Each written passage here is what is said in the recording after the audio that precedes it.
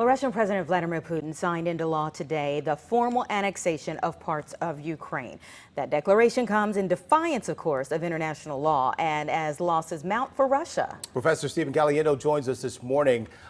There's a lot to unpack about what's going on here in Russia, but you are the right man to help us understand what's happening. We know the international community is condemning Putin's annexation of these 4 regions in Ukraine. Can they do anything? Can they take any action now against Russia?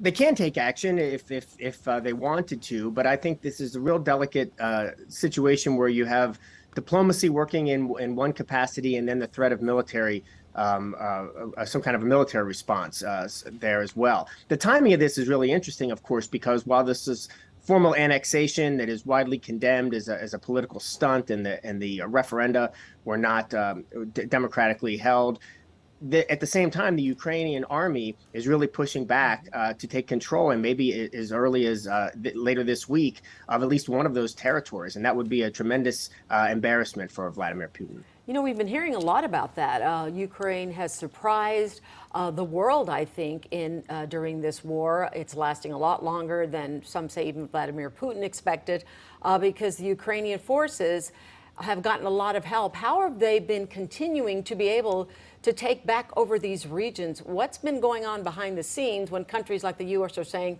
you know, we're not going to be boots on the ground, but we're going to support you in other ways? That's exactly right. I mean, I think the idea was to send, I think just yesterday, President Biden said he was going to send another $850 million in support. Certainly other Western alliance countries have been doing so. And the idea was to say this isn't a NATO mission necessarily, but rather it's support for the Ukrainian forces on their own to defend their own homeland. And so it has been surprising in terms of how supportive the world has been and how resilient those forces have been. The problem becomes for Putin, he's getting pressure, that external pressure, but he's also increasingly having pressure from within. As we saw a couple weeks ago or last week, he had a conscription where people are going to have to serve in the military, men are going to have to serve in the military. That creates some pressure within Russia too, and so he's getting it from both sides. Yeah, and that kind of leads to our next question. Do you feel like Putin has a sense of losing the war and maybe even is becoming a little desperate in these last few months, losing his supporters?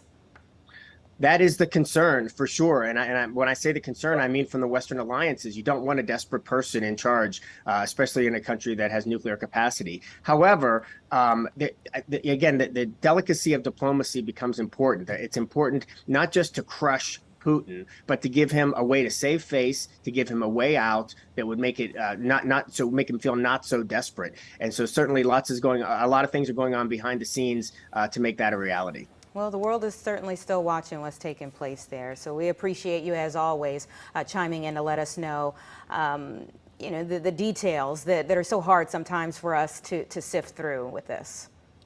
Well, it's great to see you all. Thank you so much for having me. Take care.